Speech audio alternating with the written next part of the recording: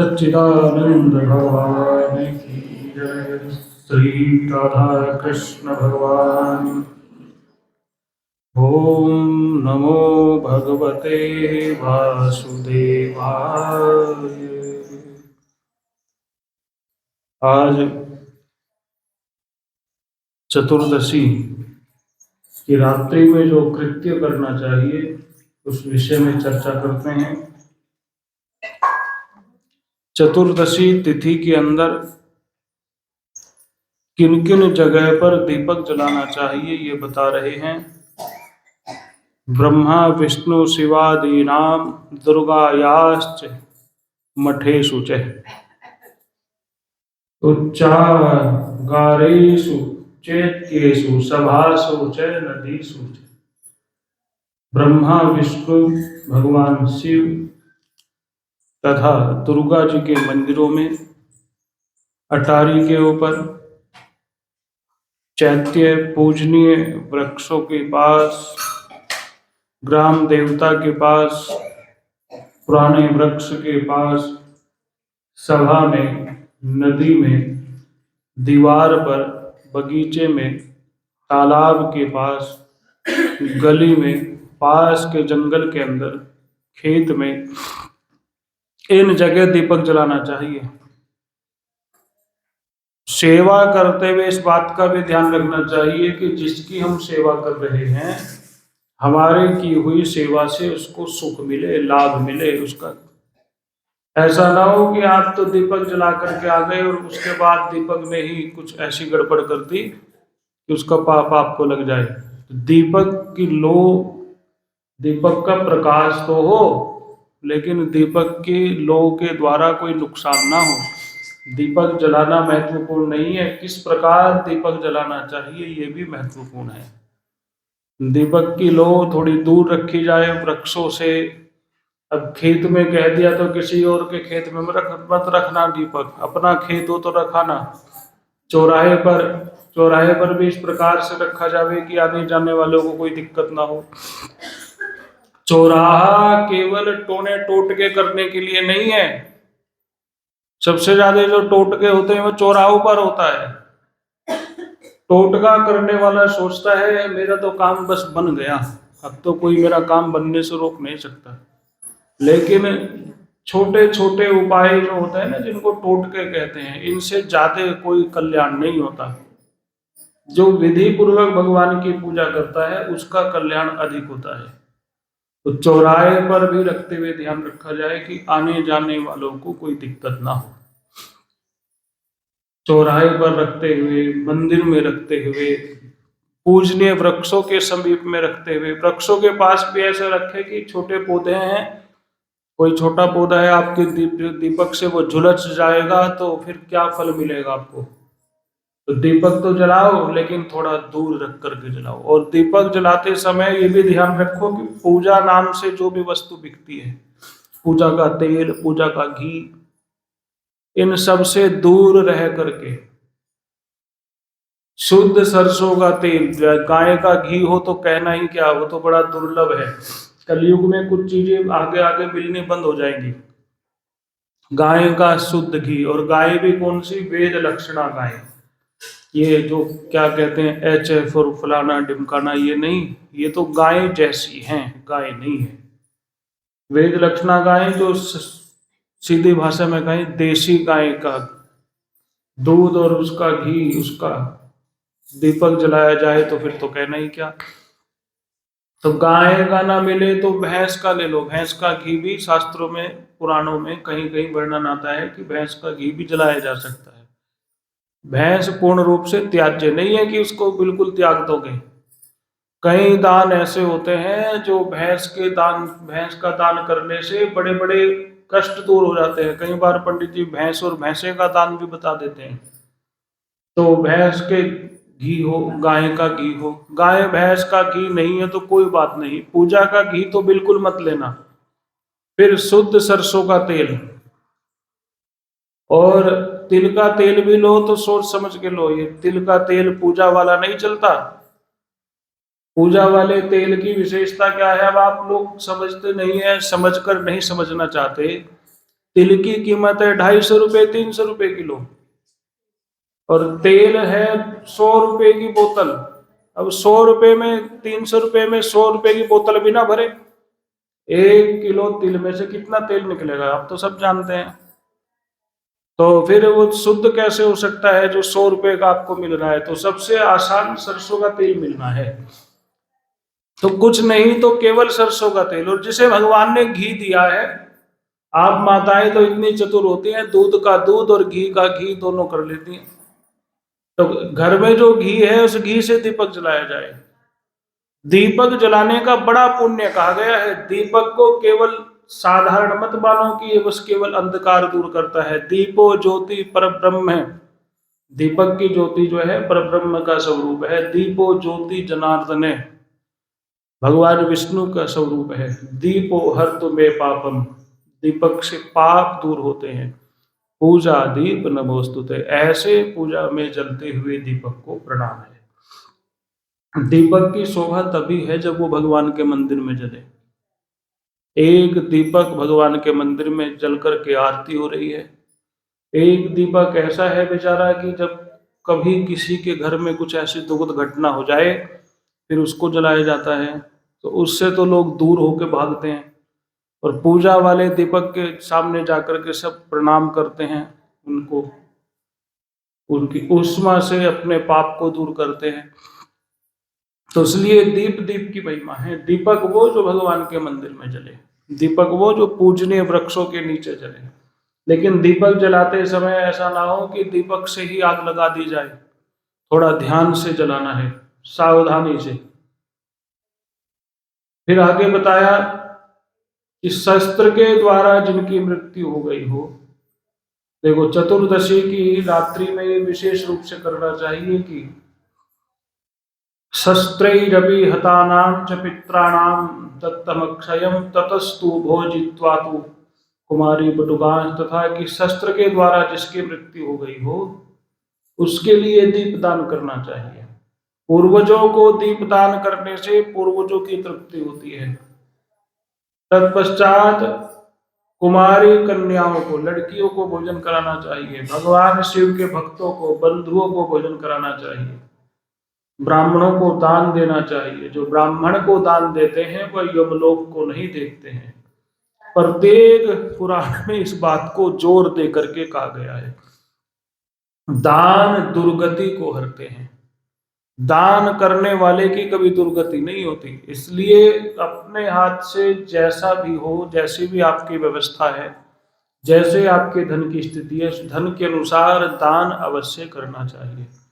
दान एक आदत है, आदत होनी चाहिए दान करने की।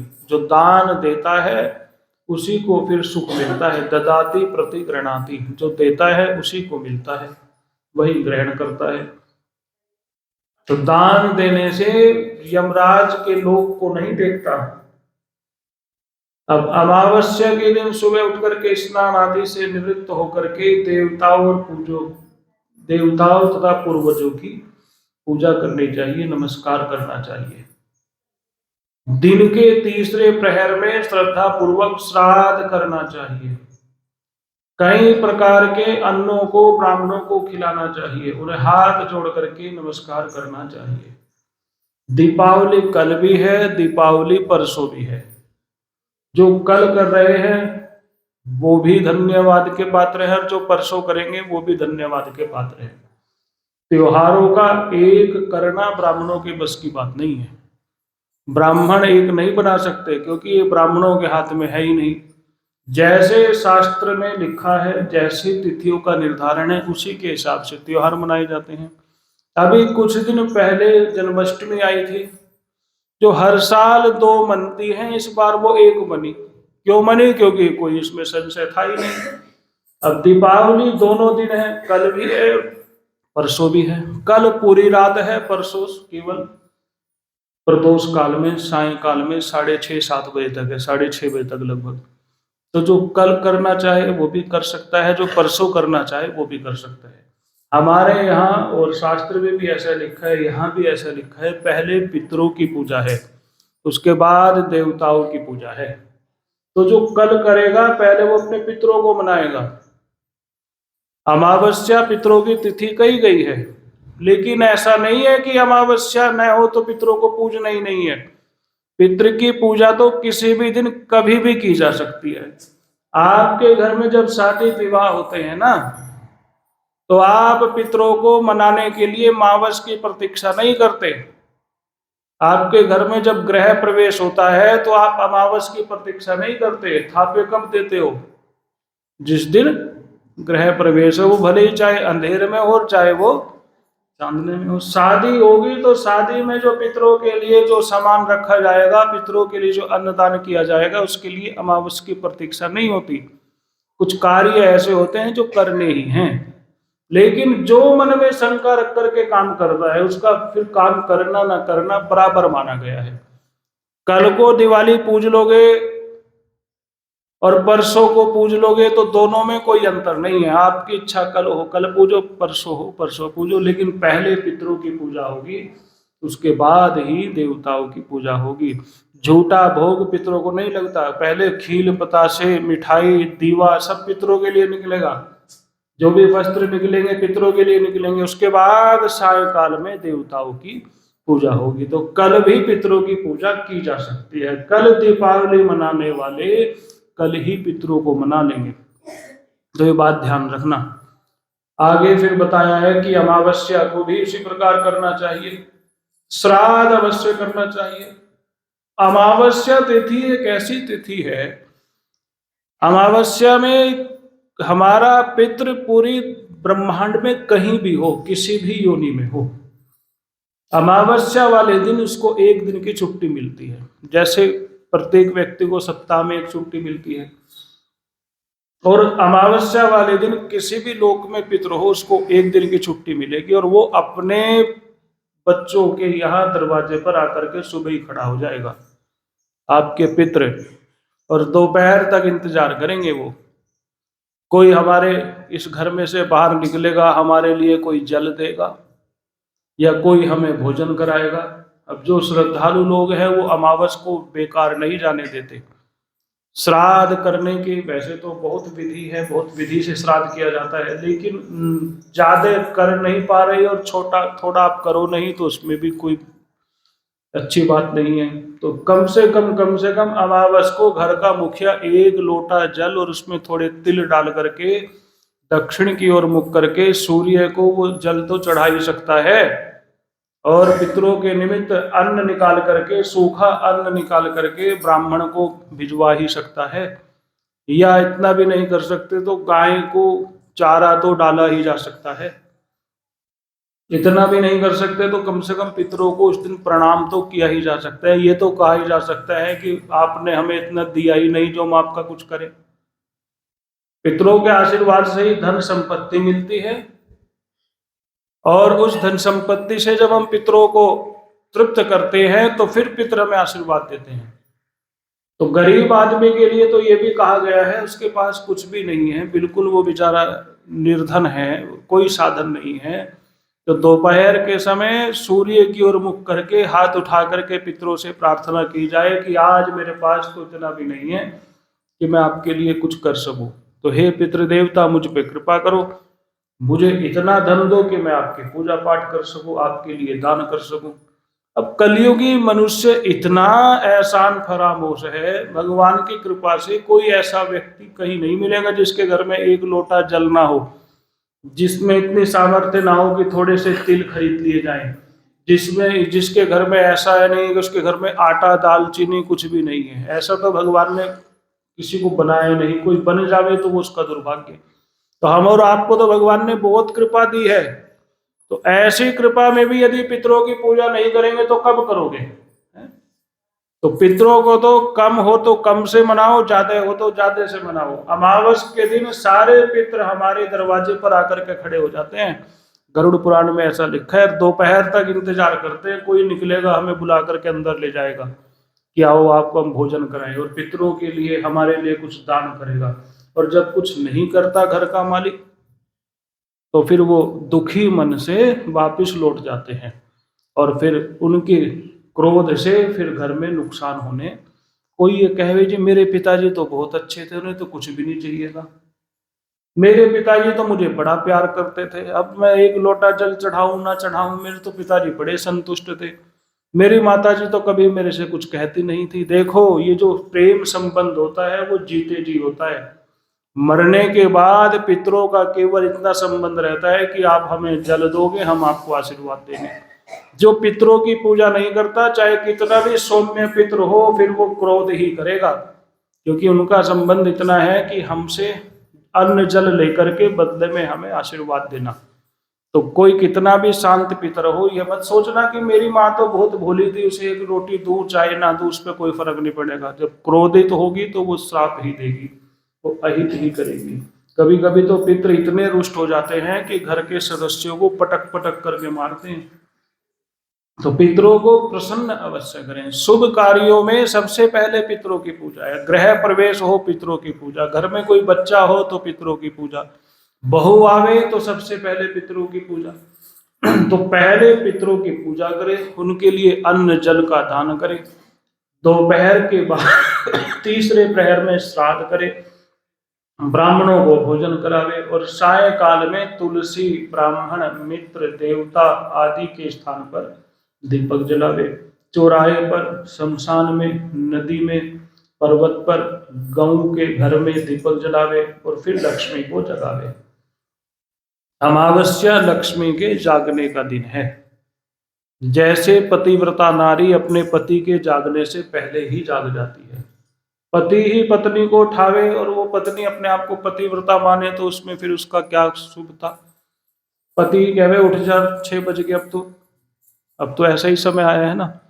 तो पतिव्रता का धर्म है पति के उठने से पहले उठ जावे। तो लक्ष्मी जी तो पतिव्रताओं में श्रेष्ठ नारी है। भगवान उठेंगे एकादशी को, और लक्ष्मी जी 11 दिन पहले उठ जाएंगी,